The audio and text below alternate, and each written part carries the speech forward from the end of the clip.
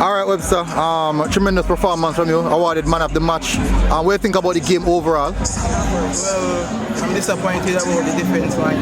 We gave away 2 weeks ago early, but on the positive side, we work hard as a team to get back those goals. We could have get more, but that's the result we get today, and we're happy for our try. Read your personal performance. What do you think about your performance tonight and your contribution to the team coming back? Well, I'm feeling good now, so my performance was good.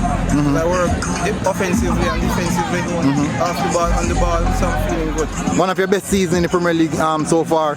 Read goal contribution. And what do you think would have contributed to that? Pardon? One of your best seasons so far in Premier League, read goal contribution. What do you think would be the reason for that? Coaching staff, coaches, my teammate, motivation from my family.